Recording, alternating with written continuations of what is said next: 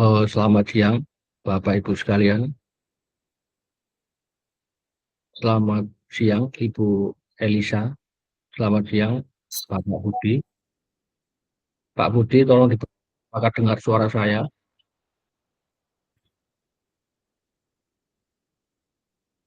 Terima kasih, Pak Budi. Pada siang ini saya akan sharing informasi ya mengenai 3 emiten yang akan IPO ya. Yang pertama adalah Indo American Seafood dengan kode ISEA. Kemudian PT Superior Prima Sukses dengan kode BLES.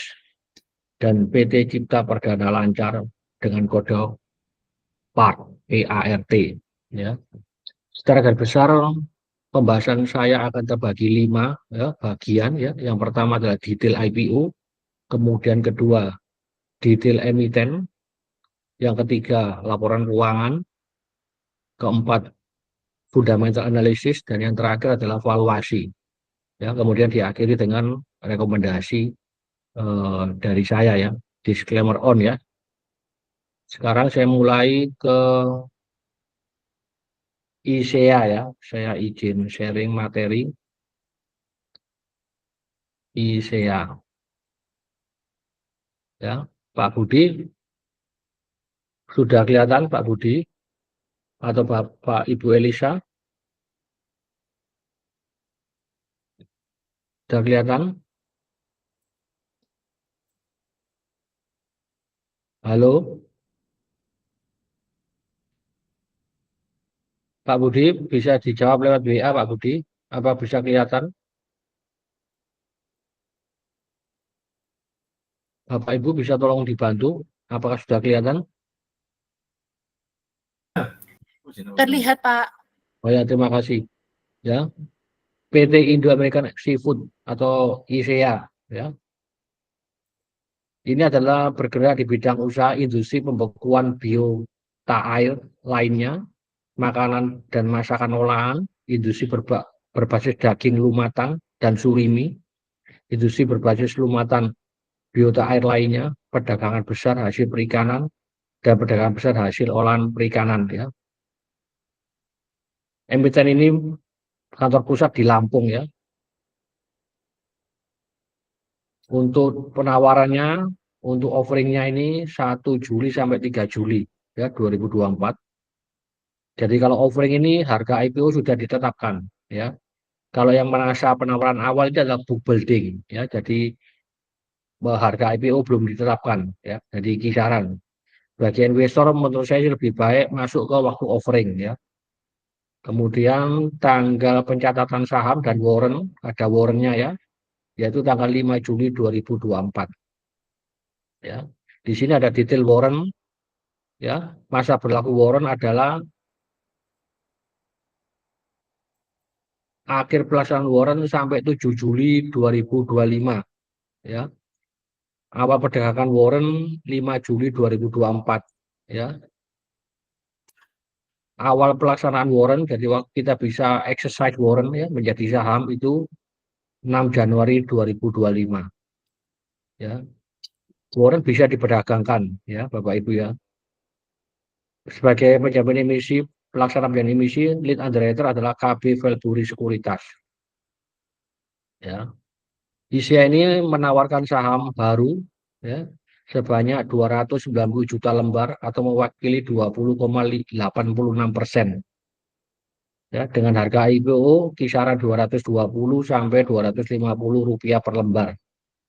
Sehingga dengan IPO ini emiten ini akan meraup dana maksimal 72,5 miliar rupiah. Ya. Di samping itu ada pembagian warrant. Ya. Warrantnya ini rasionya adalah 2 saham IPO akan mendapat 1 warrant seri 1. Ya, jadi kita itu diberi hak. Warrant adalah hak untuk membeli saham induk. Ya, dengan harga pelaksanaan 224 ya. Dia berada di kisaran harga IPO. Ya, berlaku warrantnya mulai tanggal 6 Januari 25 sampai 7 Juli 2025. Ya, jadi cuma 6 bulan ya.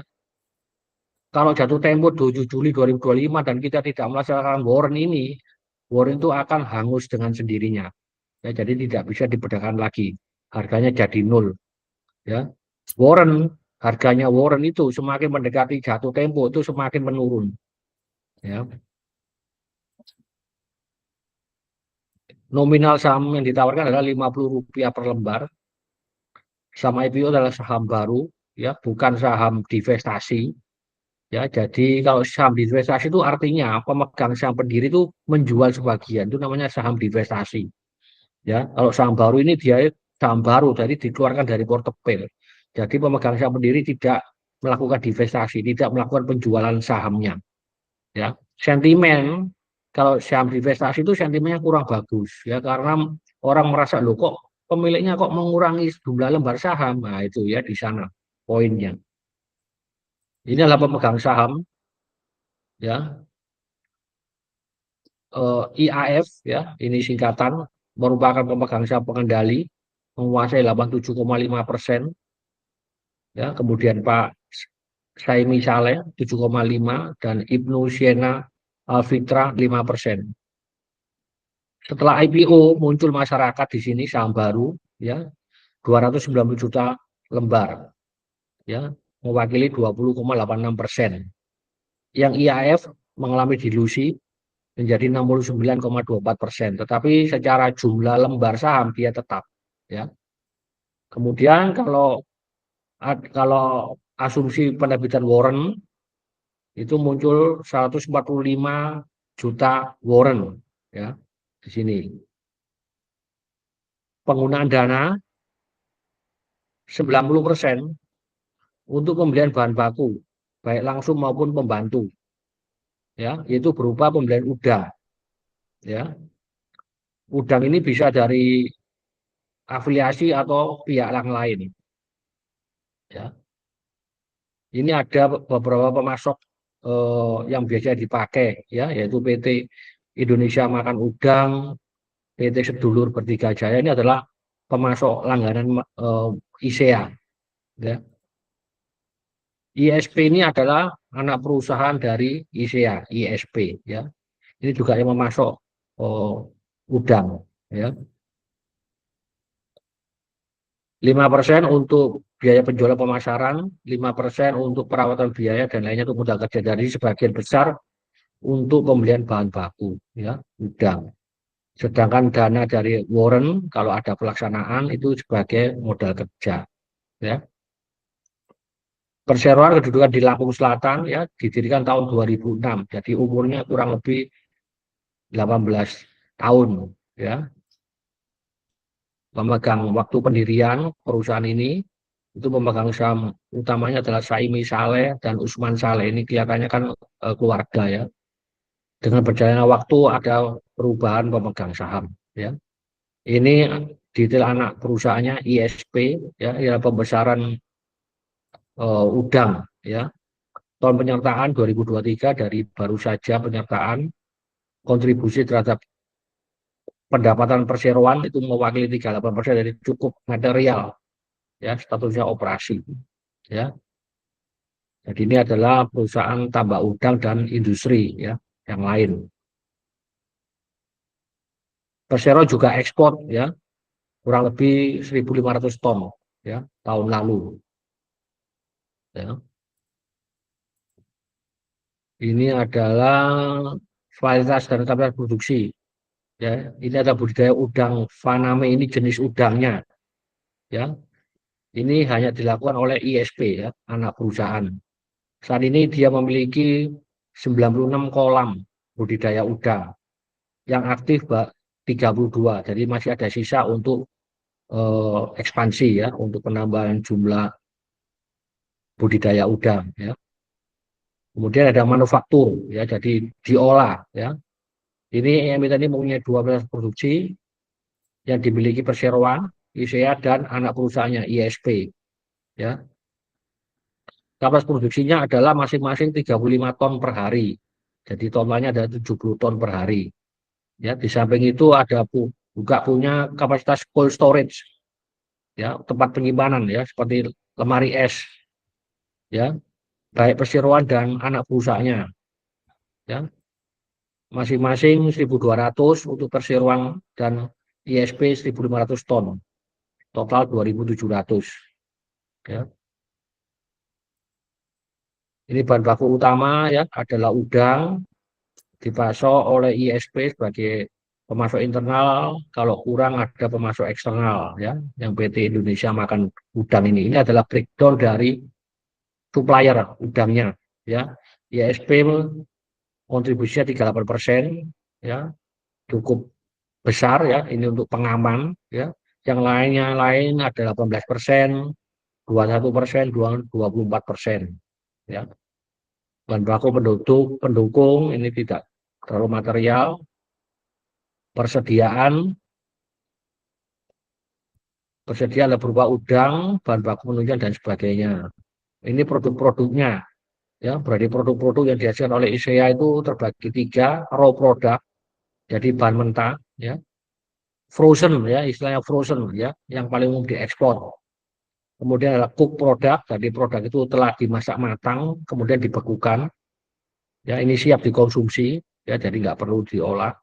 Value added product, ya yang bagus adalah value added product. Ini kan punya nilai tambah yang bersih, marginnya lebih tinggi. Kalau raw product ini ya marginnya rendah, ya. Ini adalah gambar dari produk-produk olahan udang yang diproduksi oleh perseroan, ya. Ini banyak kan masakan yang di Jepang ya. Nah itu ya, ini yang beku, ya. Pemasaran produknya ini diekspor ke Amerika dan Jepang, ya. Ini adalah pelanggan-pelanggannya, ya. Kontribusinya yang paling besar itu dari Amerika, ya. Ini Kensi, ya. 64% ya, cukup dominan dari Amerika. Ya, jenis produk, raw product, cook product, dan value added product. Cuman saya cari di Propetos ini besaran mana sih? Saya tidak bisa menemukan. Kalau besaran raw product kurang bagus, ya karena marginnya kecil.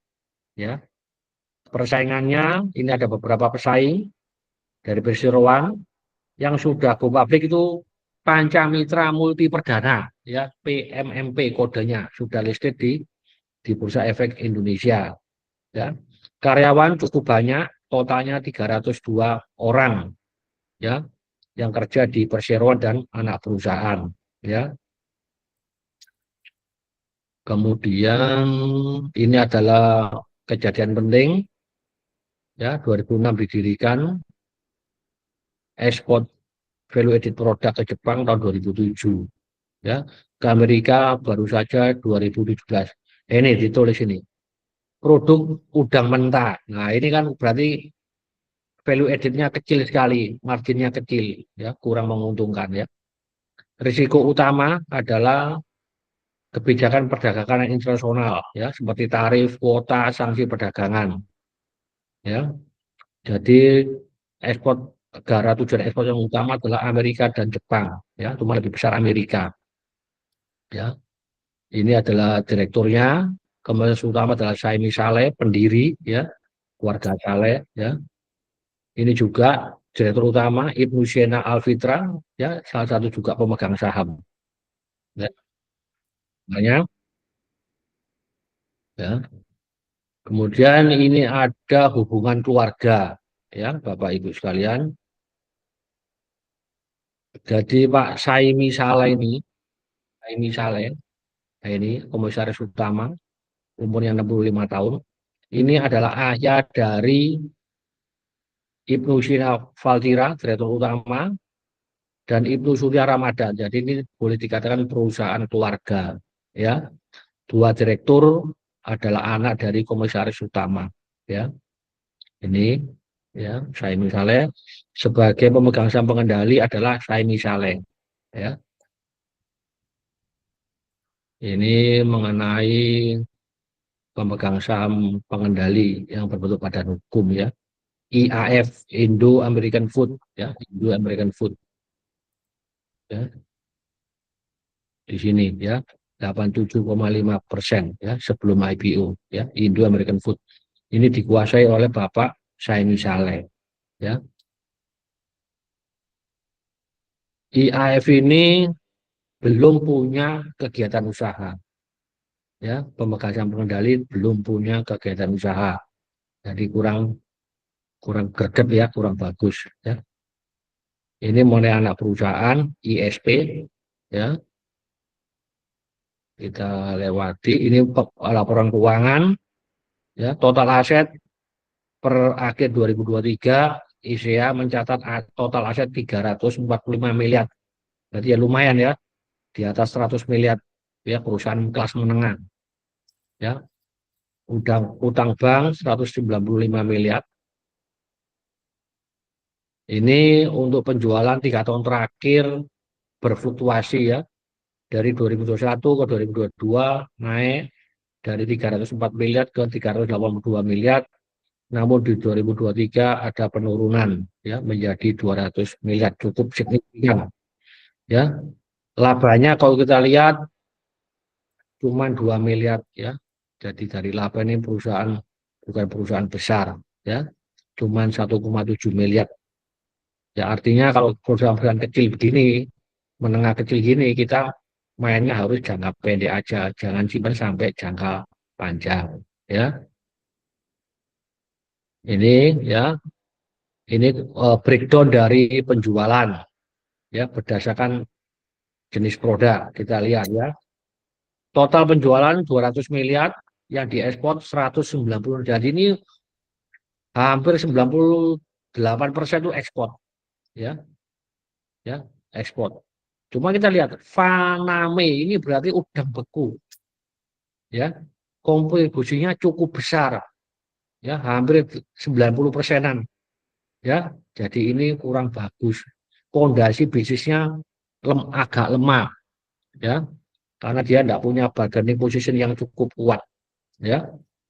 Ini breakdown pendapatan dari pelanggan ya, Shenzhen ini cukup besar ya, Eastern Fish Company LLC ya, kebanyakan ekspor ya. Ini yang lebih dari 10% penjualannya, yaitu Jinsei Incorporation Amerika dan Eastern Fish Company LLC ya. Kemudian kita lihat lagi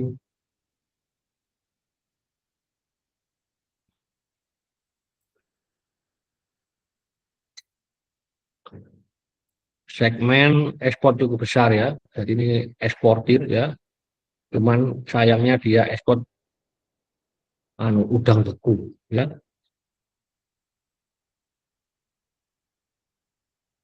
Kemudian kita rinci ya.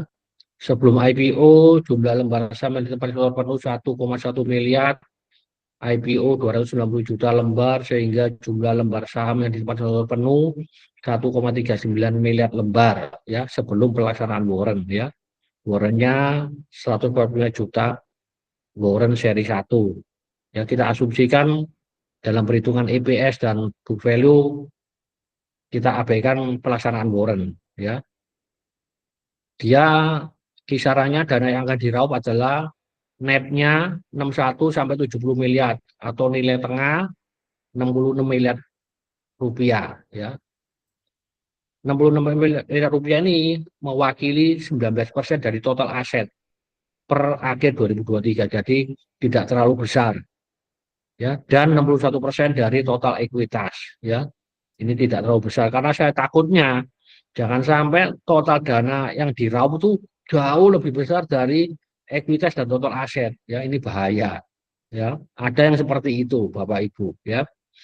Rencana IPO bagus, 90% untuk pembelian bahan baku ya. Ini yang kurang bagus, perusahaan keluarga ya.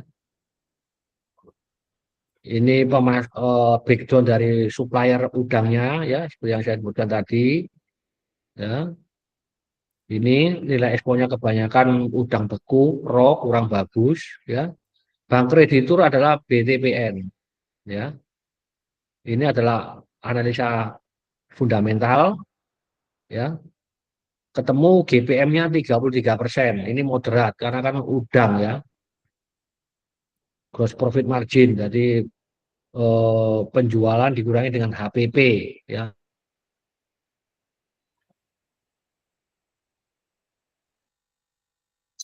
Indikasi kurang efisien. ya, OPM 10%. Net profit margin cuma 1%, ya, sangat buruk kalau menurut saya, ya. ROE cuma 2%, sangat buruk. Ya, buat apa kita punya usaha kalau tingkat pengembalian modal kita cuma 2%, lebih rendah dari deposito. Itu lebih baik kita uang kita didepositokan aja dapat 4%. Sudah diem saja. Daripada kita ngurusi pabrik, gitu, ngurusi pajak dan lain-lain, tingkat pengembalian modal cuma 2%, ya.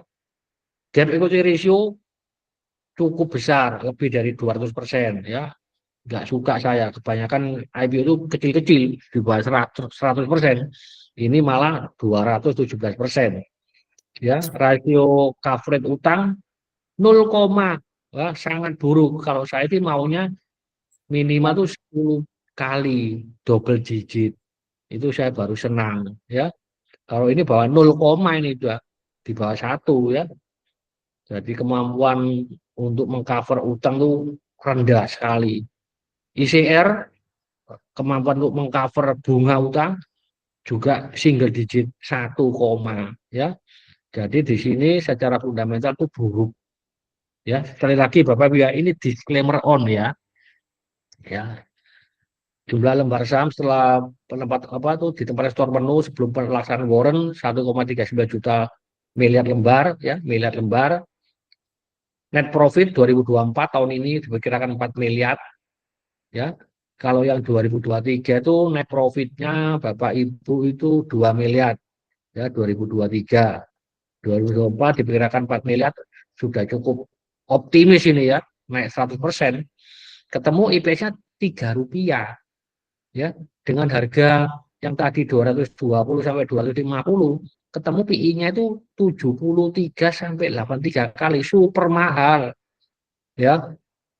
Sebagai pembanding, Pak Lokenggong aja milih saham tuh PR-nya yang di bawah 5, ini 80 kali, ya. Jadi sangat mahal, ya.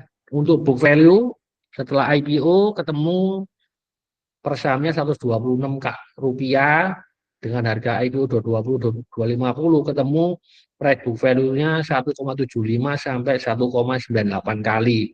Ini wajar, ya, dengan perusahaan yang buruk fundamentalnya mendekati 2 itu sudah nggak murah, nggak menarik, ya.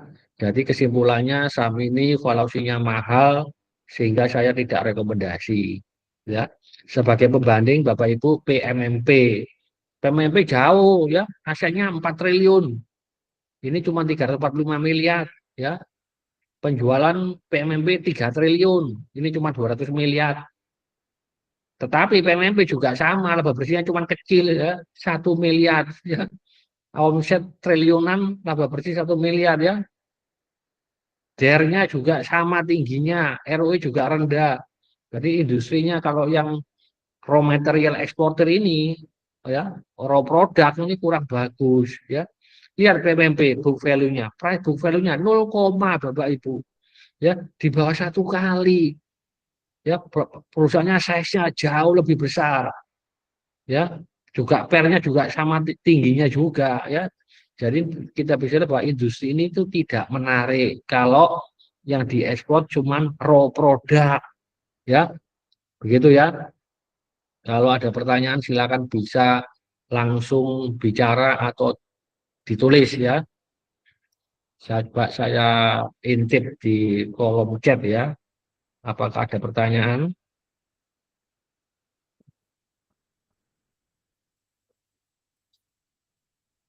Bu Elisa enggak lihat ini, terlihat, ya.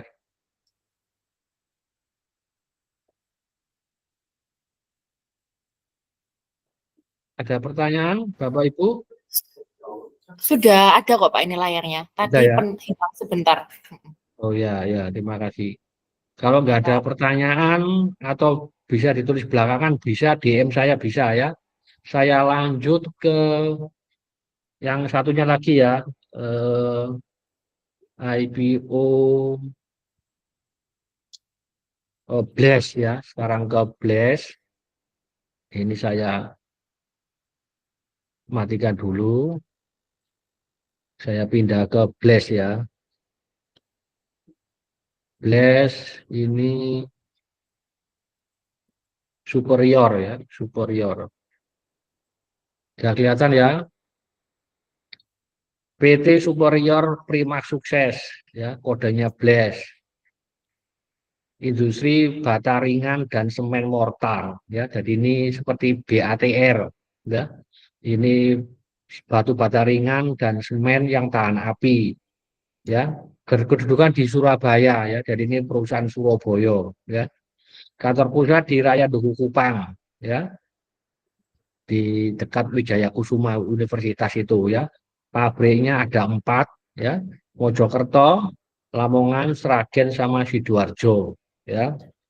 Detail IPO offering 28 Juni sampai 2 Juli ya. Pencatatan saham di bursa listing tanggal 4 Juli ya. Biasanya kita bisa lihat saham yang kita peroleh berapa itu tanggal 3 Juli malam ya. Itu di spot, aplikasi spot itu nanti muncul kita dapat berapa ya. Sebagai penjamin emisi adalah Lotus Andalan Sekuritas, full komitmen ya, kesanggupan penuh. Blast ini mau menawarkan saham 1,3 miliar lembar ya, atau 15%. Jadi cukup kecil ya, tidak banyak ya. Kalau kecil gini tidak banyak, ini bisa rawan ditarik ke atas ya, karena barang dikuasai oleh market maker ya. Nominalnya Rp50, harga IPO 175 sampai 185 rupiah per lembar ya. Dalam IPO ini emiten melaksanakan program ESA ya, saham karyawan. Ya, ini diambil dari 1,3 miliar lembar ya. Cuman sedikit kok, cuman 13 juta lembar ya, jadi bisa diabaikan. Ya, jadi apa maksudnya itu sentimennya apa dampak ke pemegang saham masyarakat itu nggak banyak ya.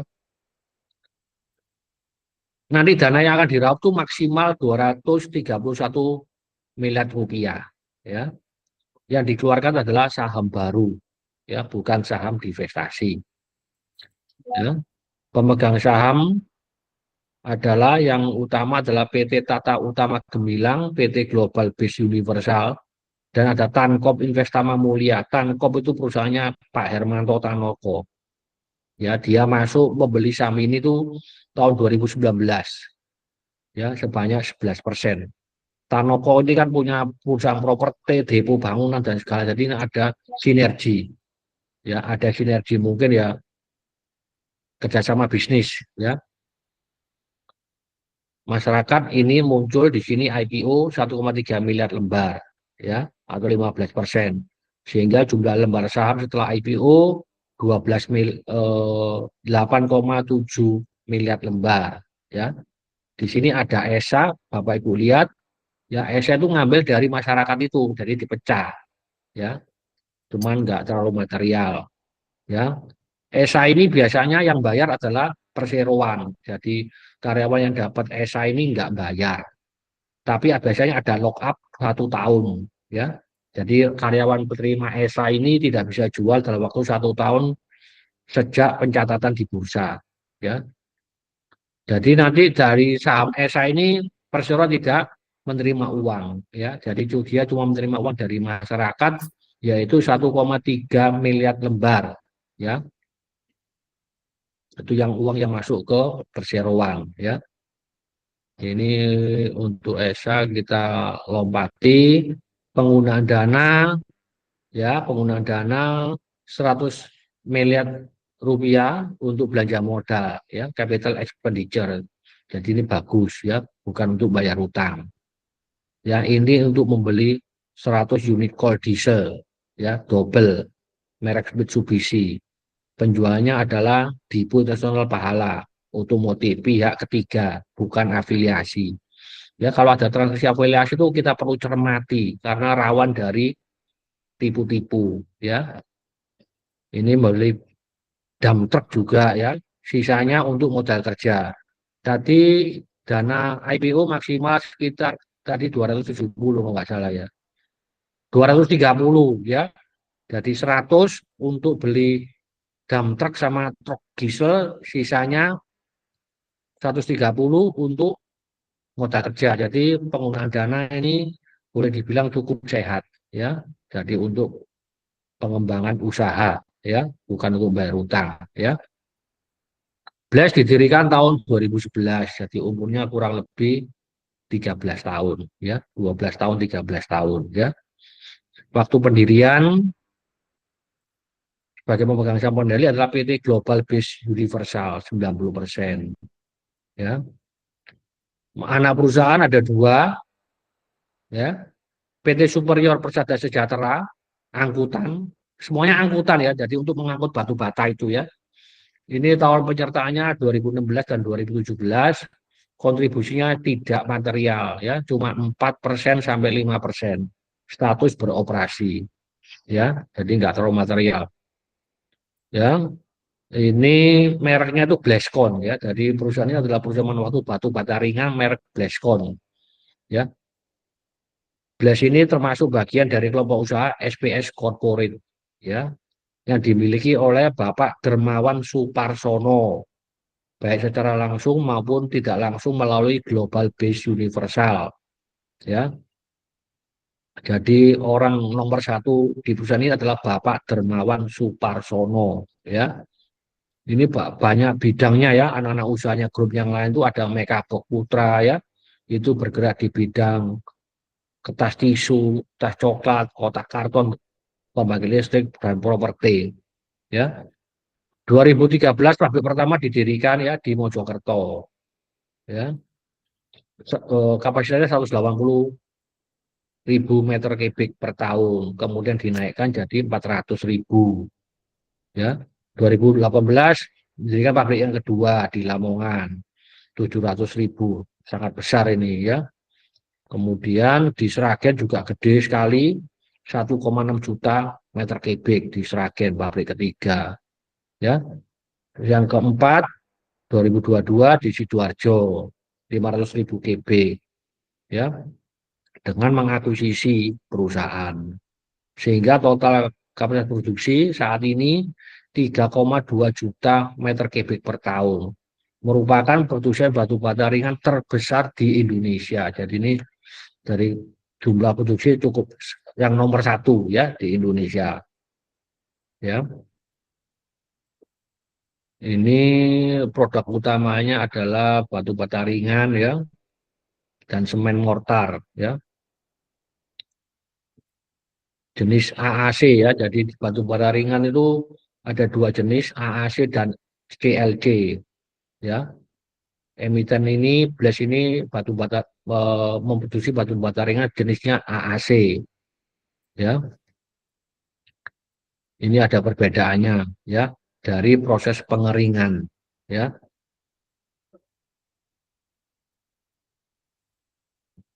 Bahannya dari pasir kuarsa atau pasir silika kalau AAC, kalau CLC itu dari pasir kali atau pasir biasa ya. Jadi lebih kualitasnya lebih baik yang AAC ya. Besora memproduksi batu ringan dua merek ya, Bleskon sama Superior Block ya. Ini apa tuh tipenya ya, dari Bleskon dan Superior Block ya. Super namanya Superior berarti lebih premium ya, lebih premium, lebih ringan, lebih kokoh, lebih putih, dan lebih mahal ya pastinya. Ya, ini adalah semen ya, perekat ya, Bleskon sama Superior Bond. Ya, Bleskon itu perekat untuk yang Bleskon, yang Superior Bond itu perekat untuk Superior Superior Block ya. Blok itu batu bata ya. Ini detail kapasitas produksinya ya, juga punya gudang sendiri ya di masing-masing lokasi pabrik ya, jadi cukup sehat ya. Kapasitas tingkat utilisasi cukup sehat ya. Yang di Mojokerto itu 91%, berarti sudah mentok. Lamongan 86%, ya mendekati mentok. Sragen tipe apa line A 83%, Sragen line B 99%, Sidoarjo yang baru dibangun itu masih 39%. Jadi ini nggak lama lagi, mungkin 2-3 tahun akan ekspansi lagi ya, karena ini utilisasinya sudah sangat tinggi, sudah 90%. Ya, yang tinggal di Sidoarjo ada potensi untuk dinaikkan lebih tinggi lagi. Ya, jadi kalau produksi naik, otomatis omset akan naik. Ya, bahan bakunya apa? Pasir, semen, kapur, gipsum, aluminium pasta. Ya, bahan baku ini tersedianya di Indonesia tuh cukup banyak. Ya, dan tambang-tambangnya ini berada di dekatnya pabrik, jadi biaya pengirimnya relatif murah. Ya, jadi menekan kos. Ya, ini termasuk batu bata yang ramah lingkungan. Ya, ini penjualan batu bata Aceh ya, yang merek Blackstone ini yang paling dominan. Ya, merupakan produk utama dari perusahaan ini, Blackstone. Ya, ini penjualannya 1,3 triliun, sedangkan total penjualan 1,4 triliun. Jadi ini produk utama, ya, hampir 96%. Ya, penjualan perusahaan ini berasal dari penjualan batu bata merek Blackstone. Ya, ini persaingannya. Ya, dari Black ini ada pesaing yaitu PT Focon Interlight, batu bata ringan merek Focon, ya. Kemudian PT Citycon Sunansara Industri, batu bata ringan dan panel merek Citycon dan CV Building. Cuma emiten adalah yang terbesar, ya. Karyawan cukup banyak, dia 360 karyawan. Ini adalah ringkasan dari milestone dari perusahaannya, ya. Jadi ada 5 perusahaan. Ini Ini keterangan tentang pemegang saham pengendali ya, Global Base Universal ya. Komisaris adalah Bapak Dermawan Suparyono ya, pemegang saham pengendali. Kemudian Tata Utama Gemilang, ya. Tankop ya, ini Pak Hermanto Tanoko ya, sama anaknya Belinda Natalia. Juga ada komisaris Pak Robert Christian Tanoko ya, ini di Tankopnya ya. Faktor yang mempengaruhi kinerja perseroan permintaan pasar ya tergantung dari industri properti dan konstruksi ya. Jadi kalau properti marah, infrastruktur marah ya, ini akan mendapat sentimen positif ya. Bahan baku yang tadi itu ya, semen, pasir ya, silika, aluminium itu. Risiko utama adalah permintaan produk ya. Jadi ini biasa. Pengurusnya ini ada anaknya Pak Hermanto, Belinda, duduk sebagai komisaris ya. Komisaris utama adalah Dewan Suparsono.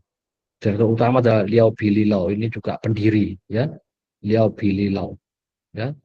Untuk afiliasi di sini tidak ada afiliasi dari profesional, tidak ada hubungan keluarga. Pak Dewarmawan Suparsono, pengendali umurnya 50 tahun ya, tidak terlalu tua ya. Kemudian ini Belinda 41 tahun. Ini direktur utama ya, Liao Bililau ya, umur 47 tahun ya. Kemudian kita kebanyakan omset berasal dari Pulau Jawa ya, hampir 98% ya. Dari luar Jawa cuma sedikit ya, 50 miliar rupiah ya. Sisanya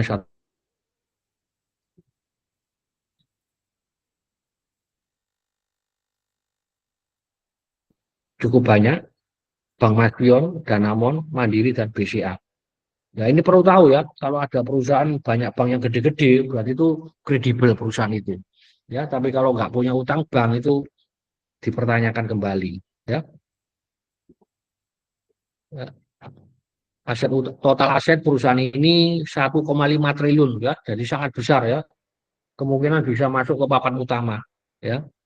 Aktiva tetap 1 triliun, jadi cukup ada isinya perusahaan ini. Ya, total aktiva 1,5 triliun yang terdiri dari aktiva tetap 1 triliun ya.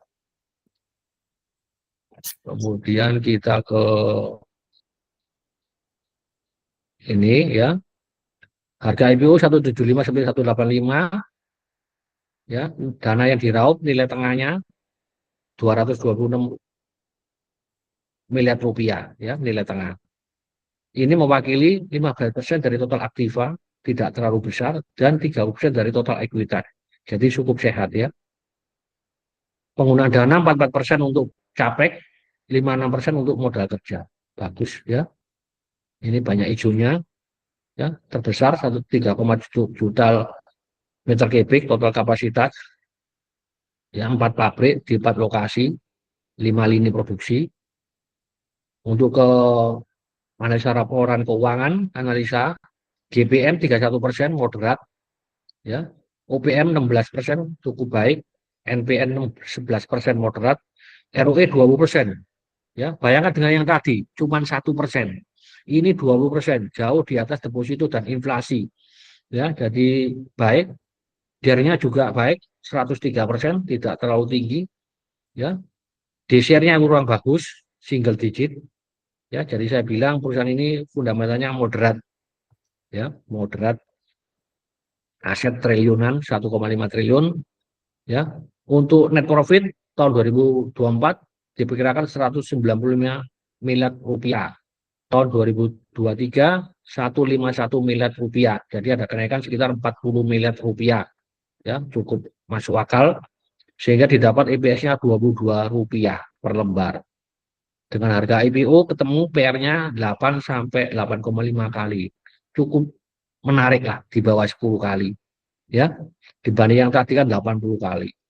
Book value 1,6 kali sampai 1,7 kali. Jadi boleh dibilang valuasi yang murah, ya, dengan perusahaan fundamental yang cukup bagus,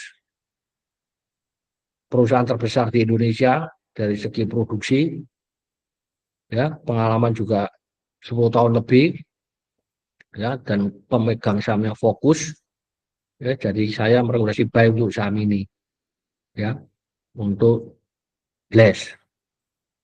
Kalau ada pertanyaan bisa diketik atau ngomong langsung, atau kalau malu nanti bisa ke DM saya, ya. Kita sekarang pindah ke perusahaan yang lain, Cipta Part, ya, yang part, ya, part. Saya izin untuk stop presenting. Saya sharing lagi yang part, ya. Part itu Cipta ini, ya. Ini part, ya. Bentar saya cek dulu. Ya, part, ya. PT Cipta Perdana Lancar, PBK, ya.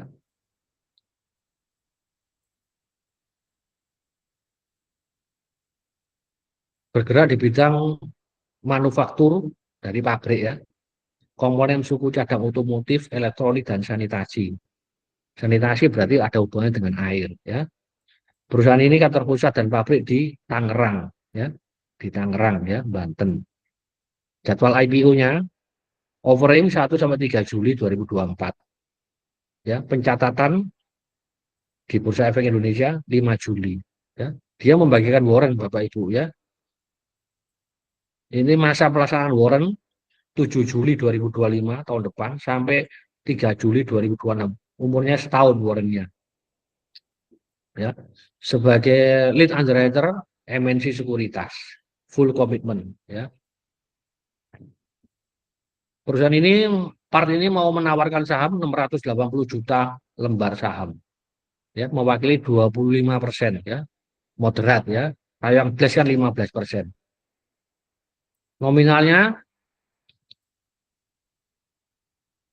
nominalnya di sini 25 rupiah per lembar, harganya adalah 100 sampai 105 rupiah per lembar, ya. Dana yang akan diraup maksimal 71 miliar rupiah. Investor juga melakukan warrant, rasionya adalah 1:1. Jadi Bapak kalau beli dapat 100 slot, Bapak punya warrant 100 slot, ya. Dengan harga exercise pelaksanaan 105 sampai 110, tidak jauh dari harga IPO, Ya, ini biasanya sentimennya kurang bagus. Ya, kan pesimis ini. Ya, mestinya kalau yang bagus itu ya lebih tinggi.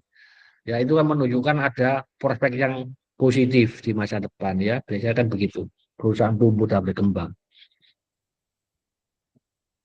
Jadi IPO sama warrant jumlahnya sama ya, 680 juta ya. Sahamnya saham baru, jadi bukan saham divestasi ya.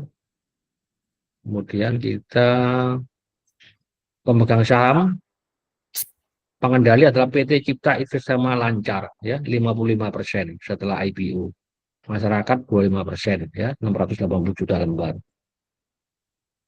Penggunaan dana 54% untuk belanja modal ya, berarti cukup positif lah ya. Hampir separuh lebih untuk capex ya. Terbagi atas 55% untuk pembelian berbagai macam molding ya, cetakan ya, cetakan produk tuh ya dari PT Gemilang Karya Metal Abadi atau pihak lain ya, bukan afiliasi. Jadi cukup sehat. 45% untuk pembelian mesin ya dalam rangka ekspansi ya, juga bukan pihak afiliasi ya, bukan pihak afiliasi, cukup sehat ya. Sisanya 46% untuk modal kerja. Jadi dari segi penggunaan cukup sehat ya. Penjualnya juga bukan perusahaan afiliasi pihak ketiga ya. Jadi cukup sehat juga. Didirikan tahun 2009. Umurnya kurang lebih 15 tahun ya. Cukup cukup umur ya. Karyawannya 235 jumlah orang. Tetapi kalau kita lihat yang tidak tetap 215 ya, ini rawan ini ya. Yang tetap cuma 20 orang ya. Ini kurang begitu stabil nantinya ya. Ini poin yang negatif ya. Kebanyakan SMA Bapak Ibu sekalian. 229 orang lulusan SMA dari total 235 orang ya. Kebanyakan di pabrik ya, 215 orang ya. Kegiatannya adalah manufaktur pada stamping dan assembling part ya. Ini orang nomor satunya adalah Bapak Hamim ya. Dia kerjasama dengan Yayasan Dharma Bakti Astra. Jadi dia tuh pemasok, supplier ke perusahaan otomotif tier 1 ya. PT PAT ini adalah tier 2 ya, perusahaan kecil itu loh. Tier 1, tier 2 itu dari besar kecilnya produksi ya. Pemasok tier 2 ya, kendaraan roda 4. Dia juga ada roda 2 ya. Ini pernah menjadi pemasok tier 1 untuk Panasonic, jadi untuk produk elektronik ya. Jadi ini perusahaan spare part Bapak Ibu ya. Dan mesin Isuzu Indonesia tahun 2018. Ya, jadi saat ini perusahaan ini fokus di bidang manufaktur komponen suku cadang otomotif, elektronik, dan sanitasi. Ya, dia pernah akuisisi PT Usbersa Mitra Logam ya tahun 2020. Ya, produknya nih, nah ini produknya Bapak Ibu gambarnya, spare part ya kendaraan untuk roda 2 ini ya. Ini jadi ini produk-produk yang diproduksi oleh part ya. Untuk roda 2 ini ada roda 4 ya. Ini elektronik ya, spare part ya ini ya, bagian dari produk ya. Ini untuk sanitasi yang berhubungan dengan air ya, saluran air, pembuangan limbah, pipa air, pompa air dan sebagainya ya. Kapasitas produksi ya ini ya mengalami ini jumlah produksi ya, jumlah produksi dalam unit ini ya. Persaingannya adalah ini ya, PT Berdikari, Chandra Nugra Cipta dan sebagainya ya. Ini Dharma Polymetal, DRMA yang sudah go public ya. Ini tier 1. Dia kan juga pemasok ke Astra dan lain-lain. Ya, jadi ini di bawahnya DRMA nih. Ya, dari part itu masuk ke DRMA. Ya, ini kontribusi pelanggan. Ya, DRMA itu bukan pelanggannya dia. Ya, ini pelanggannya part ini. Ya, Chandra Nugraha Cipta, Kemku Harapan Nusantara, Rocky Indonesia. Ya, yang lebih dari 10%. Nah, ini pelanggannya, ya, pelanggan-pelanggannya ya. Risiko utama adalah kelalaian dalam penerapan quality cost and delivery. Ya, ini ya Bapak Hamim ya, ini pengendali perusahaan ya, atau UBO, Ultimate Beneficiary Owner, ya, penerima manfaat terakhir. Ya, Hamim sebagai direktur utama. Komutnya adalah Samsia, ya. Ini Samsia, perempuan ya, umur 45 tahun. Ya. Ini Nenden Widyastudi umur 25 ya.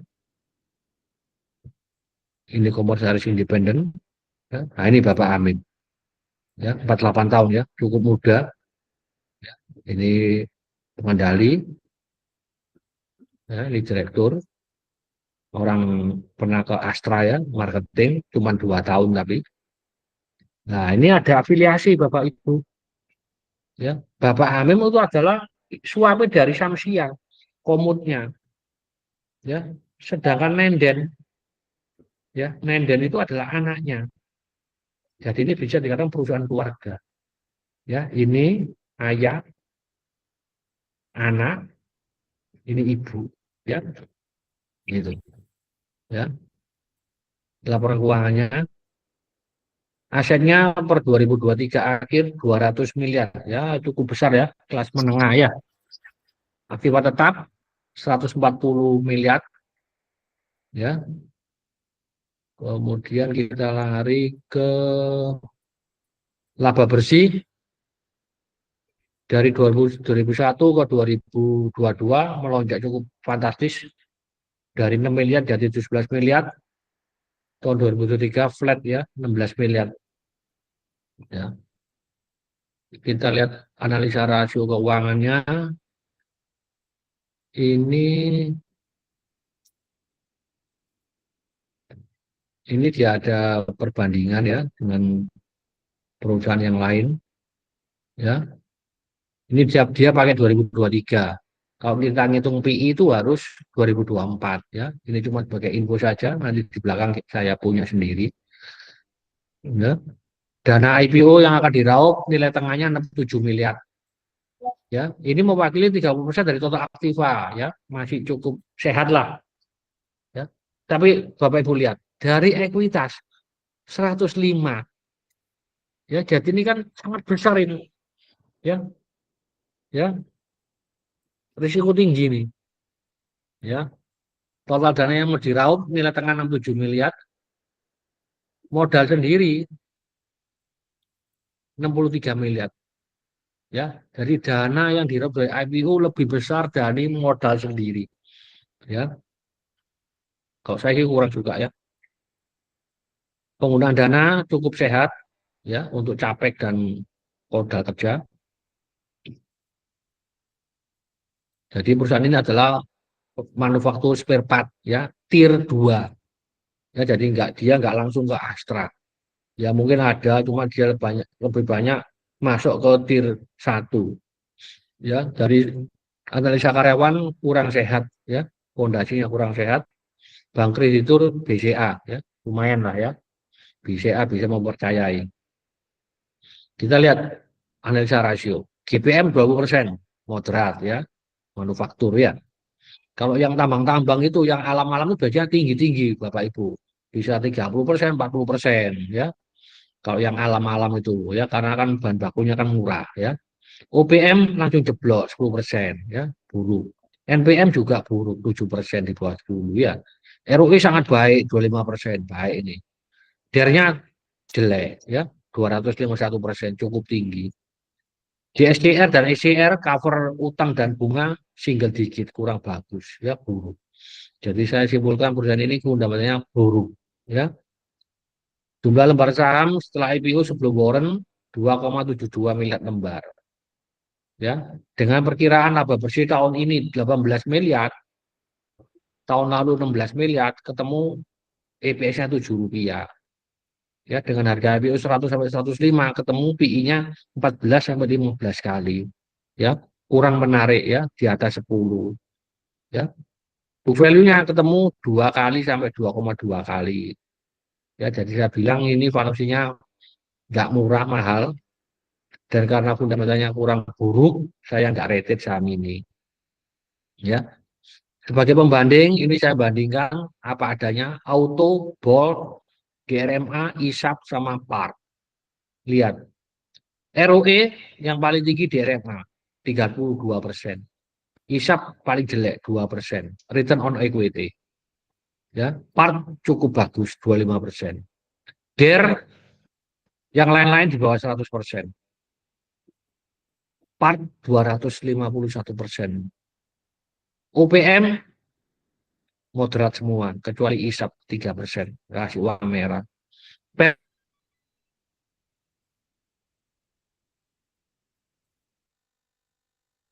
Auto 4-5 kali. Perusahaan beken ini. Aset triliunan. 19 triliun auto, Dharma 3 triliun. Bolt 1 triliun. Itu part cuma 200 miliar. Dari per aja dia mahal. Auto cuma 5. DRMA 7. Auto book value di bawah 1. DRMA cuma 2. Ya, jadi kita masih punya saham sejenis yang lebih murah. Ngapain harus pilih part? Nah, itu jawabannya ya. Ya, jadi sharing untuk siang ini sudah selesai. Ya, saya tunggu pertanyaan-pertanyaan dari Bapak Ibu sekalian. Saya coba cek di kolom chat.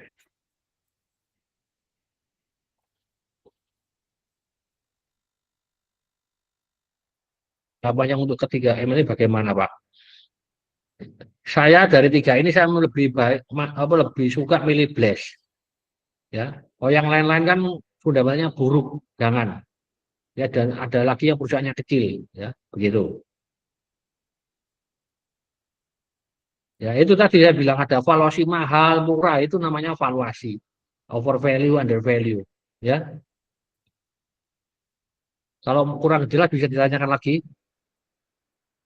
Ya, dari tiga ini saya lebih mengutamakan Blast. Ya, pertimbangannya perusahaan yang terbesar di Indonesia, ya, asetnya juga triliunan, ya, pemegang sahamnya juga mempunyai pengalaman di industri yang cukup lama, juga kerjasama dengan Tankop, gitu. Tankop kan perusahaan properti nih, jadi kan ada kerjasama yang bagus, sinergi, gitu, begitu. Valuasi juga murah, ya. Coba saya tunjukkan yang Blast ya. Stop. Oh ini, coba ini sebentar ya. Stop printing. Coba saya ini, saya sharing yang valuasi ya. Valuasi, nggak muncul.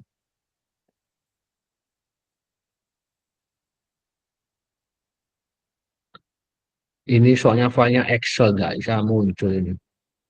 Cuman ini ringkasan ya, ini Bapak Ibu. Ringkasan yang Excel itu ya. Saya coba ke Blast saja langsung ya. Kalau yang tadi kan PDF, jadi bisa langsung di sharing. Ini nggak mau di sharing ini. Blast Superior. Ya, ini Bapak Ibu ya. Poin-poin yang utama ini ya untuk Blast. Dari dana IPO cukup sehat ya, perusahaan ini tidak terlalu getol ya, dana IPO yang diraup 15% dari total aktiva dan 30% dari total ekuitas, jadi sehat. Penggunaan dana juga sehat ya. Perusahaan batu bata ringan terbesar di Indonesia ya. Pabriknya juga banyak ya, 4 pabrik di 4 lokasi dengan 5 lini produksi. Jadi ada diversifikasi ya. Saya prediksi 2-3 tahun lagi ini akan ekspansi. Ya, melihat tingkat utilisasinya sudah cukup tinggi. Ya, 80 sampai 90%. Cuman Sidoarjo yang masih baru dibangun sehingga utilisasinya masih rendah, 40%. Ya. Bahan baku juga gampang didapat, ya, di lokasi dekat lokasi dari pabrik, gitu, sehingga biaya pengirimannya rendah. Ya, ini nilai positif. Karena ini perusahaan yang paling besar, pesaing-pesaingnya mungkin tidak terlalu membahayakan.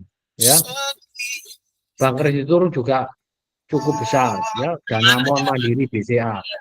Ya, kemudian dari valuasi PI di bawah 10, PBB di bawah 2.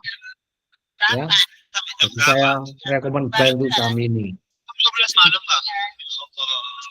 Ada pertanyaan yang lain Bapak Ibu sebelum saya akhiri? Silakan.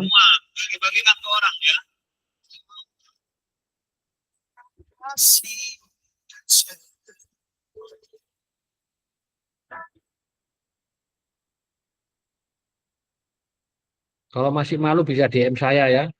Setelah acara ini boleh ya.